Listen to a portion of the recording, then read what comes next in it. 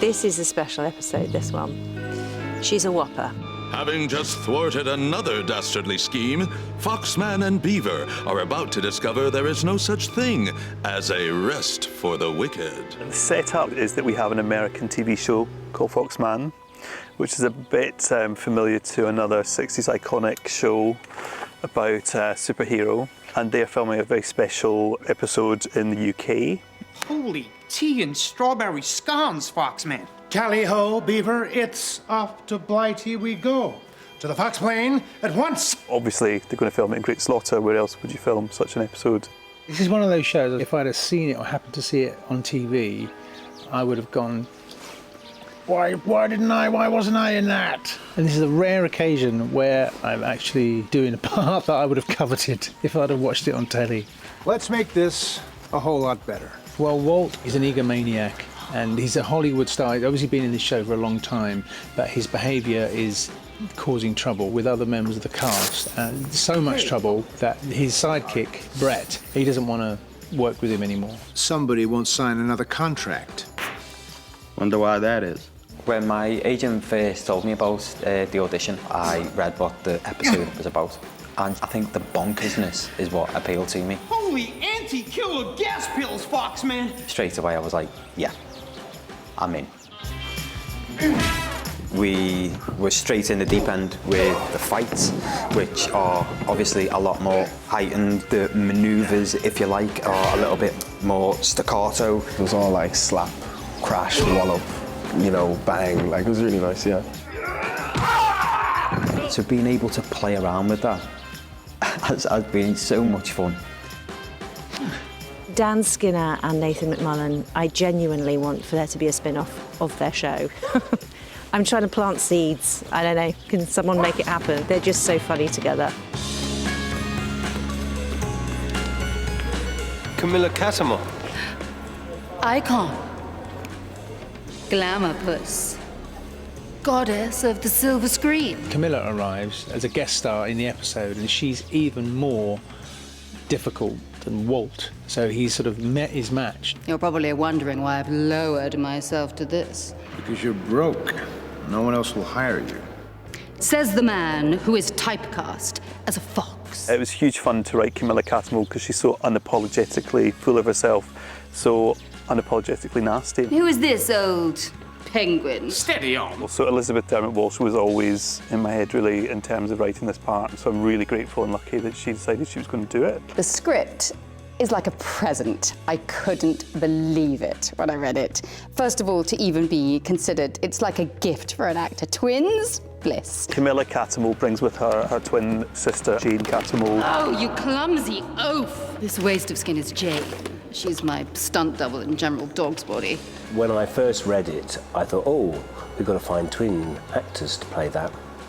But no, it's Elizabeth Dermot-Walsh playing both parts, and she's in scenes with herself. I remember talking to Neil, the writer, about it, and just saying, to facilitate this, we are going to need to employ two actresses who will not be seen, but they need to mimic Elizabeth's performance exactly.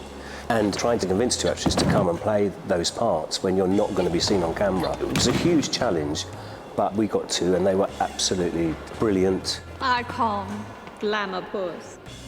Goddess of the silver screen. I think to sell this idea that it's two different characters, we had to see them in the same frame. We did a shot that was kind of pre-programmed. So we had the double on the sofa with Sam, and then we recorded him going to the door and answering the door. Darling. And Elizabeth as Camilla would walk in. Hello.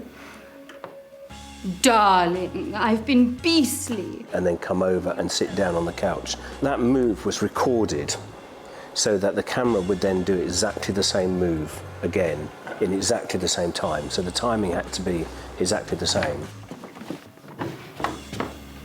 Oh, hello there. Darling. I'm hoping that people will just accept that there are two people playing these two parts, and you won't notice a thing.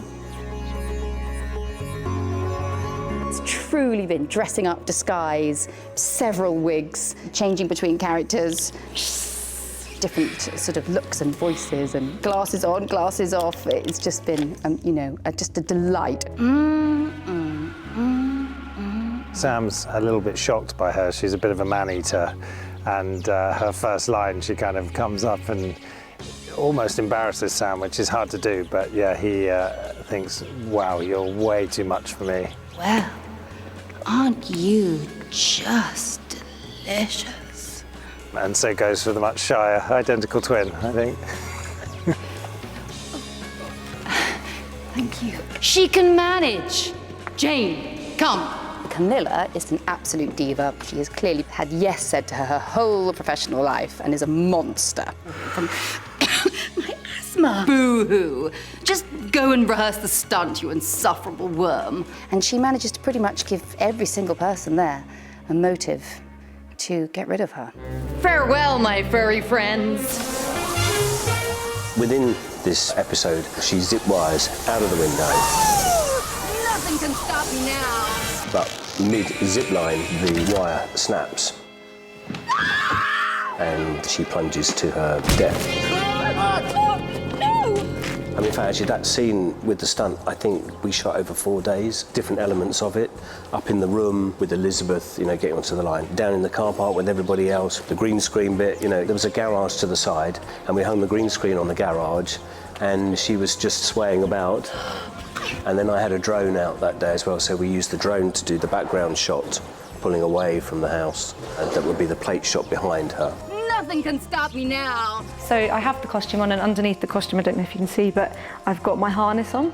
So they'll attach lines here and here. But I'm never actually completely dropping off the line. I'm still going to be attached.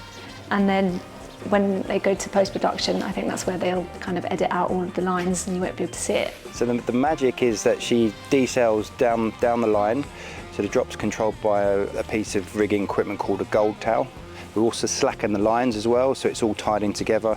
So it gives you the real feel that the zip line is actually going to drop her to the ground. So they'll do a test with a bag that weighs basically my weight to start with to make sure it's all safe and they've got everything set up correctly. And then they'll get me on and they'll do everything slowly, and then they'll start speeding up a little bit to where the director wants it to be in terms of speed. And then there's a little cut in there, where there will be, where the dummy drops to the ground. And our lovely actress, Elizabeth, will then replace the stunt performer. The unique thing to this is I've never played dead before, and I've been dead all morning. I was meant to be sort of, you know, really splattered. So I'd found a really good position, and then I thought, hold on a minute, I'm going to have to maintain this for quite a long time. I have to say hats off to our whole art department because they have really pulled it out the bag. Every set that we've walked onto has been amazing, but that fox cave back there in the 14th century barn is something else. Oh, isn't this brilliant? Oh, yeah. You know I have to go down the slide now. The fox phone, apparently it lights up. Yes, Commissioner? Buttons galore, and then the slides, of course, which I now know how to come down properly. Had a few teething issues, but I'm there now. Did you catch that? Oh, my word. And I just said, we've got to give them an entrance, you know, we've got to make their entrance fun. I said, what about slides? Yes, I'm going to have a curved slide. So hence why I've done helter-skelter slides, because it's more interesting. At the car, we couldn't really afford a real car, and there wasn't really much space to fit a real car in there. So we just used the front of a bonnet and put lights in there, and we put the registration plate and sprayed it, and that's where the garage door was only halfway up, because not the rest of the car behind it. But yeah, it's a fun set to design, to be honest. Frankly, it was a lot better in real life than it was in my head, so I'm very grateful. I'd probably choose invisibility. I quite like the idea of just appearing somewhere else. Lasers out of my eyes, I think would be really good. To be invisible, because I'm nosy. Not to kill anybody, but, you know, just to light up a dark situation. Okay, my superpower, I think, is that I could go back in time. Personally, I'd love to be able to fly. I've thought about it too often. Teleporting, yeah. I would absolutely love to be everywhere all at once. Bring back the flying nun, please. I'll do that. I'm not judging you. I think you're very good at what you do. Just get out of the chair. Action. I really do love directing these shows because of the diverse things that are thrown at you and just the fun that you can have with the different characters.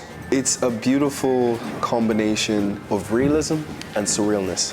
and I feel like it toes that line really nicely. It's just such a fun job to do, like no 2 days are the same and no episodes are the same. It has been the most welcoming place to visit. I do know quite a lot of people on the cast and crew here from other projects, but also lots of new people, lots of strangers, and you can just feel the love and feel that everybody, it seems to me, is delighted to be working on this and proud of it. You might only be a guest for 1 episode, but you feel part of the family like really quickly, and that's such an endearing thing as an actor to be involved in.